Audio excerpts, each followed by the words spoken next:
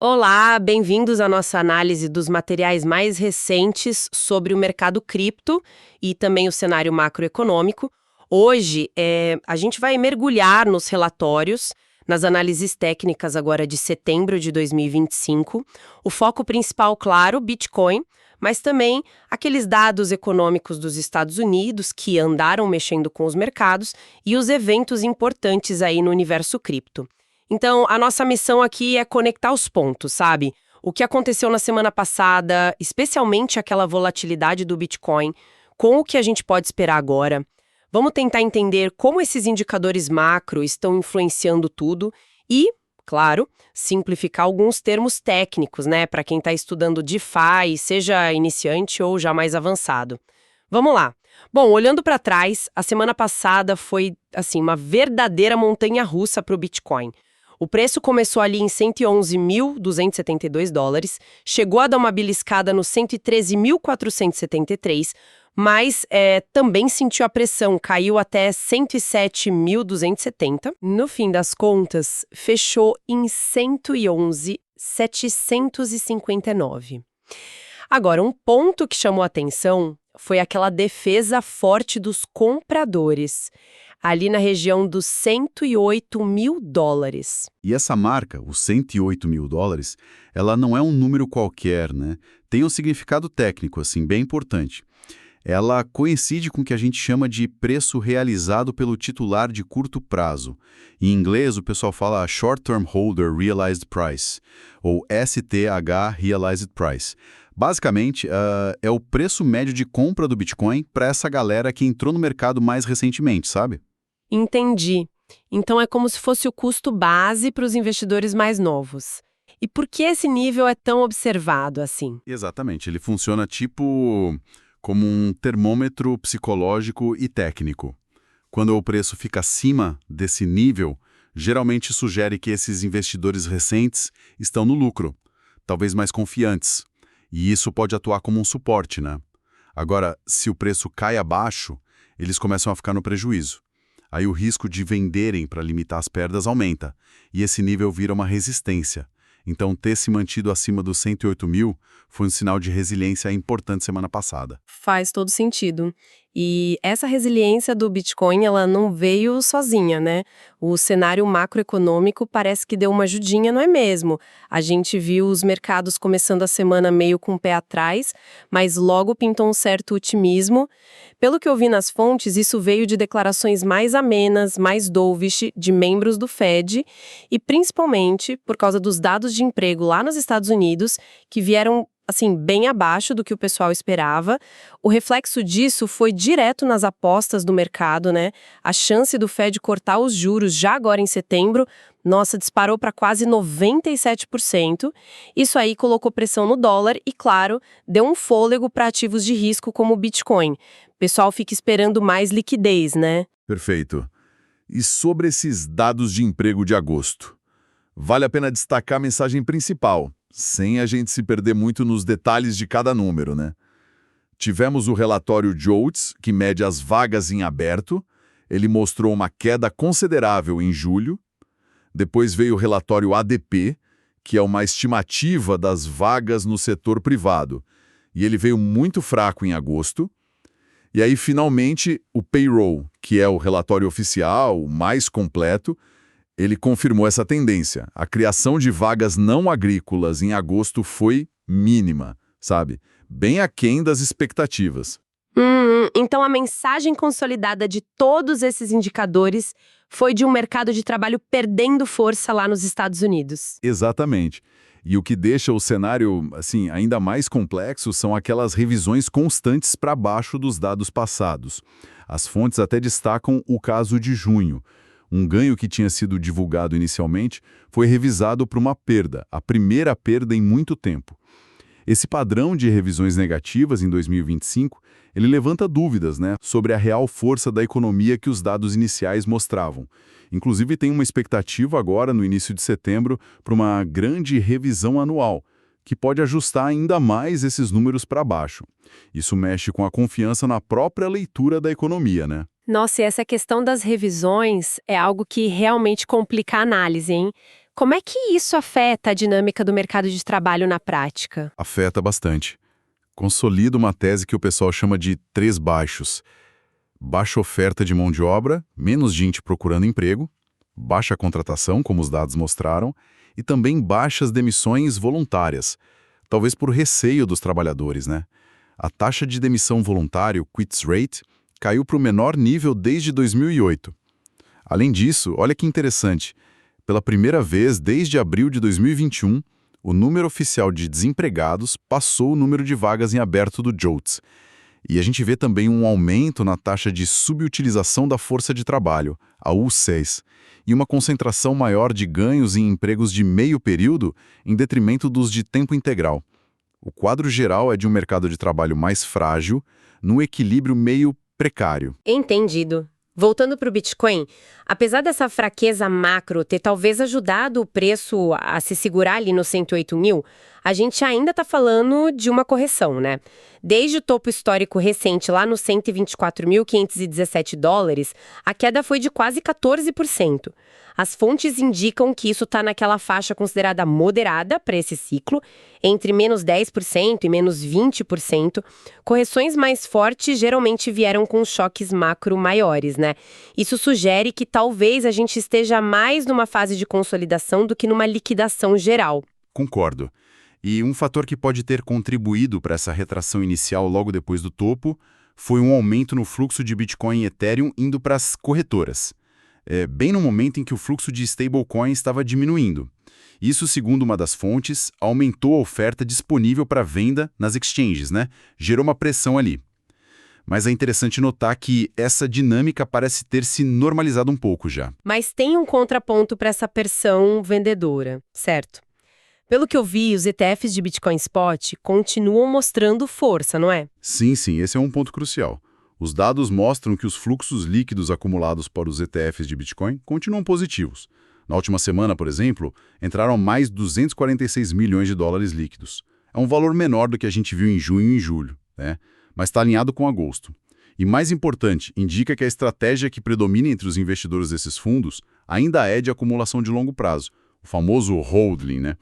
Não tem sinal de pânico ou saídas em massa nesses veículos, não. E além dos ETFs, as métricas on-chain também trouxeram sinais interessantes, especialmente para quem gosta de analisar a rede mais a fundo, né?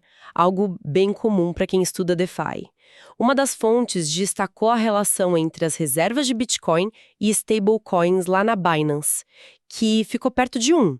Historicamente, isso foi um sinal raro que veio antes de altas importantes. Sugere que pode ter um capital ali em stablecoins esperando o momento certo para comprar BTC, talvez.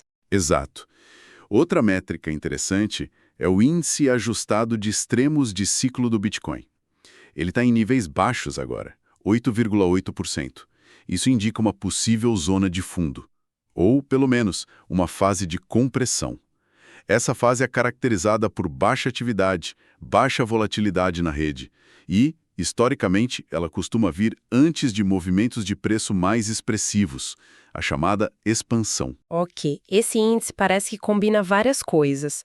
Para quem está aprendendo sobre análise on-chain em DeFi, você pode explicar rapidinho o que compõe esse índice e o que cada parte diz para a gente? Claro, vamos lá. Esse índice junta métricas importantes. Por exemplo, o SOP ajustado. Ele mostra se as moedas que estão se movendo na rede estão sendo vendidas com lucro aí, o índice fica acima de 1, ou com prejuízo, abaixo de 1. Ajuda a sentir a pressão vendedora, sabe?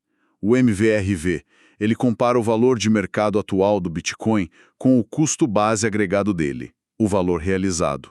Um MVRV alto pode indicar supervalorização, baixo, subvalorização.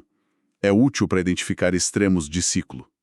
O NUPLO, esse mede o lucro ou prejuízo não realizado no mercado. Ele indica o sentimento geral. Se a maioria está no lucro, pode indicar euforia. Se está no prejuízo, pode indicar medo. E o NVT, ele compara o valor de mercado com o volume de transações na rede.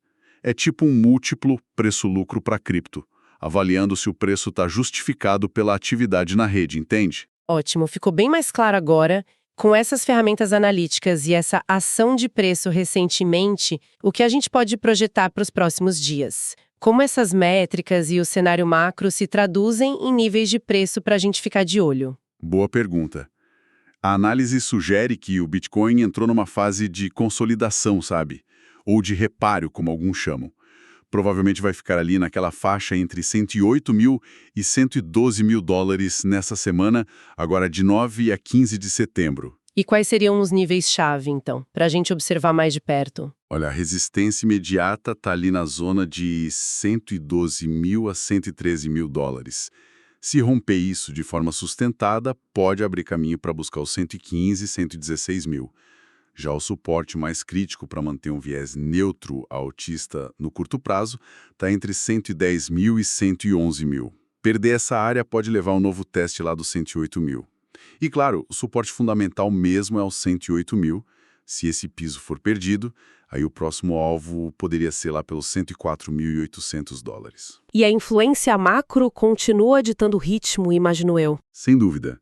A grande questão na mesa é a decisão do Fed sobre os juros. E os fluxos dos ETFs também são um termômetro essencial para a gente acompanhar. O modelo que foi citado, o Econometrics, estima que cada 10 mil BTCs de fluxo líquido nos ETFs pode impactar o preço em uns 3 a 4%. Com base nisso, as fontes até traçam cenários até outubro. Um cenário otimista, com o Fed cortando juros e fluxos positivos, poderia levar o BTC lá para 135 mil. Um pessimista, com o Fed mais duro e saídas dos ETFs, poderia levar para 87 mil. E um cenário base, com a incerteza continuando e fluxos neutros, manteria o preço mais perto dos 110 mil mesmo.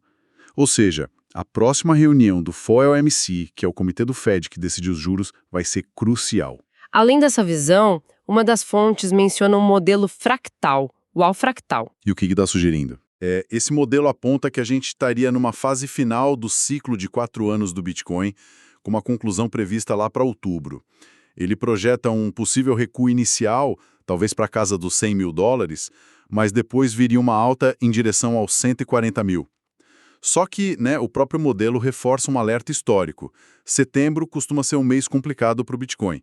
Então, cautela é sempre bom. Falando em dados econômicos, tivemos os PMIs de agosto, O que eles mostraram? Mostraram um cenário meio dividido. O PMI industrial da manufatura continuou em contração abaixo de 50 pelo 6º mês seguido. Já o PMI de serviços, ele surpreendeu positivamente. Mostrou a maior expansão em 6 meses, ficou acima de 50. Para quem não lembra, PMI é o Índice de Gerentes de Compras, um termômetro da atividade do setor, Acima de 50 é expansão, abaixo é contração. Há um ponto interessante, as duas pesquisas mencionaram o impacto negativo das tarifas comerciais nos negócios. E sobre a decisão do Fed na próxima semana, o mercado parece que já cravou o que esperar, não é? O mercado está praticamente certo de um corte de juros na reunião do dia 17 de setembro. O CMF Watch mostra 100% de chance. A aposta maior é num corte de 25 pontos base, que é 0,25%, BPS é a sigla para Basic Points, mas já tem uma pequena chance, uns 8%, precificada para um corte maior, de 50 pontos base. A justificativa provável para isso vai ser a fraqueza do mercado de trabalho que a gente comentou. Mas isso não cria um dilema para o Fed, tipo cortar juros com a inflação ainda acima da meta de 2%? Exatamente. Esse é o grande dilema. Cortar juros agora pode ter o risco de realimentar a inflação, ou até piorar um quadro de estagflação, Aquela combinação de economia fraca com inflação alta. Guias como a regra de Taylor sugerem que os juros deveriam cair com o desemprego subindo e a inflação cedendo. Mas a inflação ainda está ali, persistente. Por outro lado, a fraqueza do mercado de trabalho, especialmente o aumento do desemprego de longa duração, diminui a pressão nos salários, como sugere a curva de Phillips. O mercado, olhando para o rendimento dos títulos do Tesouro, já parece estar apostando que o Fed vai ter que ceder e cortar os juros gradualmente. Mudando um pouquinho o foco agora, para eventos específicos do ecossistema cripto nesta semana. Temos os Token Unlocks. Para quem está começando em DeFi, o que significa isso exatamente? Token Unlocks, ou desbloqueio de tokens, é quando tokens que estavam travados, vamos dizer assim, geralmente de investidores iniciais, da equipe do projeto ou de recompensas são liberados para circular no mercado. Isso aumenta a oferta disponível daquele token específico. E qual o impacto potencial disso? Pode mexer com o preço? Pode sim. O impacto pode ser negativo para o preço no curto prazo, porque aumenta a oferta, né? Se a demanda não acompanhar, o preço pode cair. É importante ficar de olho, principalmente nos desbloqueios de valor maior.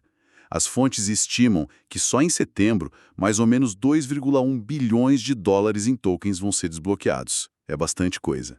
Para esta semana, os destaques incluem volumes bem significativos para Aptos, o APT, ele tem 2 unlocks que somam quase 80 milhões de dólares. E também o Pump Fun, PUMP, com mais de 47 milhões no dia 14. Outros como Mocha, Move, Block também liberam valores relevantes essa semana. Uau! Bastante coisa para ficar de olho. E além dos unlocks, que outros eventos cripto merecem atenção? Tem alguns lançamentos e atualizações importantes também.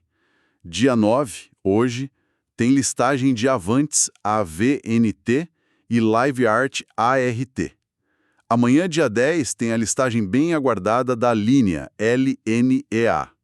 Linea é uma Layer 2 ZK EVM, ou seja, uma rede construída sobre o Ethereum para tornar as transações mais rápidas e baratas usando aquela tecnologia de prova de conhecimento zero. E parece que vem com airdrop. Também, no dia 10, tem o Hard Fork Ice Cream da Celo, CLO. Dia 11, termina um evento da Bybit, o Mega Drop, para mitoses MIT. Dia 14, tem aquele unlock grande que eu falei, do Pump Fun, PUMP. E tem outros eventos menores, vendas de tokens rolando durante a semana também. Perfeito. Então, para a gente amarrar tudo, o Bitcoin parece estar buscando um equilíbrio, né? Com os 108 mil dólares como suporte-chave e os 112 mil como resistência imediata para a gente observar. O cenário macro, especialmente os dados de emprego e a iminente decisão do Fed sobre juros, continua sendo o principal motor de tudo.